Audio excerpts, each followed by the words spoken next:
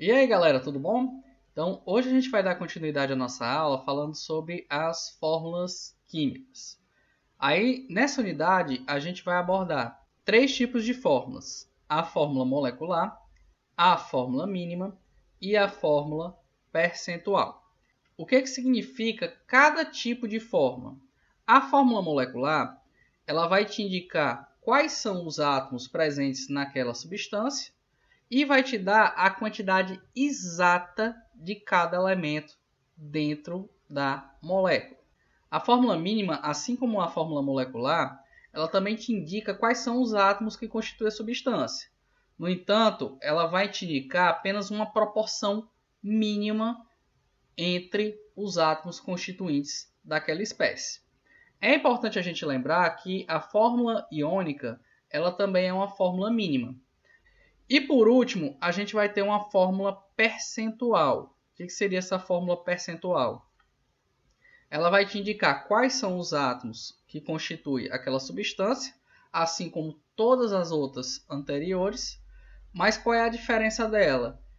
Ela vai te indicar o percentual de massa de cada um dos elementos constituintes da substância. Então, por exemplo, vamos pegar aqui o benzeno. Então, o benzeno ele é representado por essa estrutura de Lewis. Se a gente contabilizar exatamente quantos átomos tem aqui nessa molécula, você vai perceber que você tem 6 átomos de carbono. Então, você teria uma fórmula do tipo C6 e, juntamente, você teria 6 átomos de hidrogênio. Então, você teria uma fórmula C6H6. Beleza? Então, é isso que diz a fórmula molecular. Quais são os átomos, quantos exatamente. A fórmula mínima, ela vai te dar a proporção mínima entre os átomos constituintes. Se você olhar 6 carbonos, 6 hidrogênios, isso não é uma proporção mínima, porque os dois números, eles são múltiplos de 6 e são iguais. Então, tem como simplificar isso? Tem. Como é que você simplificaria? Dividindo os dois índices estequiométricos por 6. Então, qual seria a fórmula mínima do benzeno? Seria CH. Professor, e a fórmula percentual, como é que eu calcularia? Para calcular a fórmula percentual, a gente precisa de duas informações. Primeiro, é a massa individual de cada átomo na fórmula. E a segunda seria a massa total. Se a gente utilizar carbono e hidrogênio, você teria aqui 6 átomos de cada um. A massa do carbono é 12. Vamos trabalhar com massa molecular, 12U. E a massa do hidrogênio é 1U. Então, se eu fizer essas contas, vai ficar... De carbono, você teria 72 unidades de massa. E de hidrogênio, você teria 6 unidades de massa. Beleza. Uma vez que você determinou isso, você pode determinar quanto é a massa do benzeno, que é a soma de todas as massas. Vai ficar 72 com 6. A massa da molécula vai ser de 78U. Beleza, professor, como é que eu vou fazer agora a fórmula percentual? Você pode fazer por regra de 3. Por exemplo, para o carbono, ficaria 100% é igual à massa da molécula, que é 78U. Então, X vai ficar 72U, que é a massa de carbono. Resolvendo essa regra de 3, vai ficar 78x é igual a 7.200. Daqui você tira que x é igual a 7.200 dividido por 78, que é igual a 92,3%. Então, nesse caso, você pode fazer a mesma regra de 3 para o hidrogênio. No entanto, como a soma de todas as porcentagens dos átomos tem que ser igual a 100%, e nesse caso a gente só tem dois tipos de átomos, que é o carbono e o hidrogênio, a porcentagem de composição do hidrogênio ela vai ser a diferença do que falta para completar o 100%, ou seja, vai ser o 100% menos a porcentagem do carbono, que é 92,3%. Fazendo essas contas, vai dar 7,7%. Então, professor, qual é a fórmula percentual do benzeno? Seria C, 92,3%, hidrogênio, 7,7%. Então, essas aqui são as fórmulas moleculares, mínima e percentual do benzeno. Beleza? Agora a gente vai começar a trabalhar na interconvenção dessas fórmulas que a gente tem aqui. O primeiro caso que a gente vai ver é a determinação da fórmula empírica a partir dos dados de massa. Então, o que é que a gente tem aqui? A análise elementar de 9,2 gramas de um composto revelou que o mesmo é formado por 4,8 gramas de carbono, 1,2 gramas de hidrogênio e 3,2 gramas de oxigênio. A partir desses dados, determine a fórmula empírica. A fórmula empírica ela te dá a proporção entre átomos. Então, como aqui está te dizendo os valores de massa, então você tem que converter de peso para quantidade. Como é que você determinaria isso? Através do nosso primeiro passo. Determinação do número de mol. Então, como é que é feito isso? Você vai determinar o número de mol para cada átomo. Como? O número de mol é a massa dividido pela massa molar do elemento. O número de mol do carbono ficaria 4,8 gramas dividido por 12 gramas por mol. Fazendo essas contas vai ficar 0,4. Agora a gente vai achar o número de mol para o hidrogênio.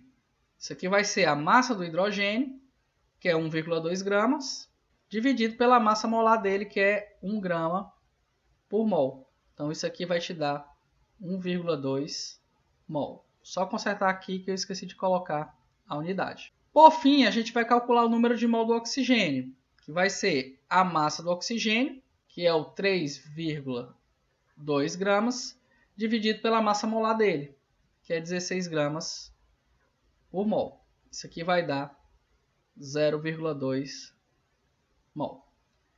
Fizemos a primeira parte, a gente encontrou a quantidade de mol de átomos de cada um desses elementos dentro da substância. Só que quando a gente vai montar a fórmula, a gente sempre viu que os índices eles têm que ser números inteiros. Então a gente precisa converter esses números inteiros. Como é que a gente faz isso? A partir da segunda etapa do processo.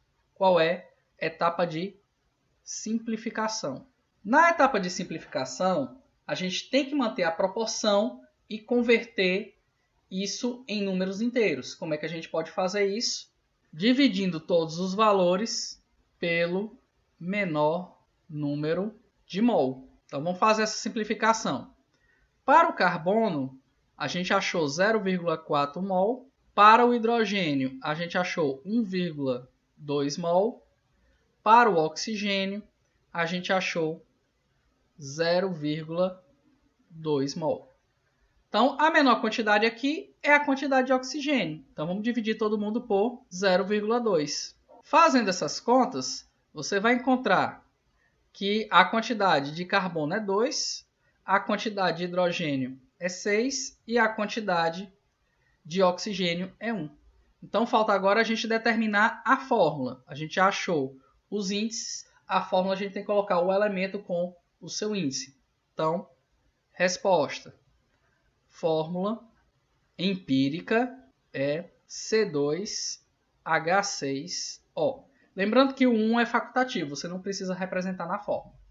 Beleza? Então agora a gente vai para o nosso exemplo 2, que é um outro exemplo do mesmo caso. Então vai ficar: a análise elementar de 21,60 gramas de um composto revelou que o mesmo é formado por 5,6 gramas de nitrogênio e o restante da sua massa é de oxigênio. A partir desses dados, determine sua fórmula empírica. Então, primeiro passo, vamos achar o número de mol. Então, como é que a gente vai fazer isso? Eu vou pegar para o nitrogênio, né? Número de mols do nitrogênio vai ser a massa dele, que é os 5,60 gramas, dividido pela massa molar do nitrogênio, que é aquela que a gente encontra na tabela periódica. Então, vai lá 14,0 gramas por mol. Se eu fizer essas contas, vou encontrar um valor de 0,4 mol. Agora a gente vai fazer a mesma coisa para o oxigênio. Ah, mas professor, aqui a gente não está sabendo quanto é a massa do oxigênio, não está dizendo. Mas repare que aqui ele está dizendo que o composto é formado só por nitrogênio e só por oxigênio. Se ele te dá a massa do composto todo e te dá a massa de nitrogênio, o que a gente pode concluir? Que a diferença entre as duas massas é a massa de oxigênio. Então, vou fazer aqui, ó, massa do oxigênio é igual à massa do composto menos a massa do nitrogênio. Então é só fazer essas contas, que vai ser 21,60 menos 5,60 gramas. Se eu fizer essas contas, vou encontrar que essa massa ela vale 16 gramas. Perfeito? Então, o número de mol de oxigênio dentro aqui desse composto vai ser 16 gramas dividido pela massa molar, que é 16,0 gramas por mol. Isso aqui vai dar igual a 1 mol. Perfeito. Achamos o número de mol. Vamos agora para a nossa segunda etapa. Etapa de simplificação. Na etapa de simplificação, vou trabalhar com o nitrogênio e o oxigênio. Vou mudar aqui o layout um pouquinho, né? Número de mol de nitrogênio, 0,4 mol. Número de mol de oxigênio, 1,0 mol. Na etapa de simplificação, o que é que a gente faz? Divide pela menor quantidade de mol. Então, a gente vai dividir por 0,4. Tem que ser dividido sempre pelo mesmo número para que você mantenha a proporção, certo? Essa proporção aqui ela não pode ser alterada de jeito nenhum. Então, isso aqui vai dar 1 e aqui vai dar 2,5. Vixe, professor, fiz a segunda etapa agora e não deu números inteiros. Calma, tem uma terceira etapa aqui que a gente pode usar para esse caso aqui que é o mais extremo. Qual é? A gente pode multiplicar os números por um número inteiro. Esse número inteiro ele tem que ser o menor possível. Você vai multiplicar tanto a quantidade do nitrogênio quanto a do oxigênio por esse número inteiro. E ele tem que ser um número inteiro que faça com que os números quebrados desapareçam. Como aqui o número quebrado é o 2,5, se eu multiplicar por 2 ele fica inteiro, vai ficar 5. Então eu posso multiplicar aqui por 2. Aí, em cima, para manter a proporção, também tem que multiplicar pela mesma quantidade, ou seja, multiplicar por 2. Multiplicando todo mundo por 2 vai ficar 2 para o nitrogênio, 5 para o oxigênio. Então, nesse caso, qual é a fórmula do meu composto? Ela vai ser N2O5.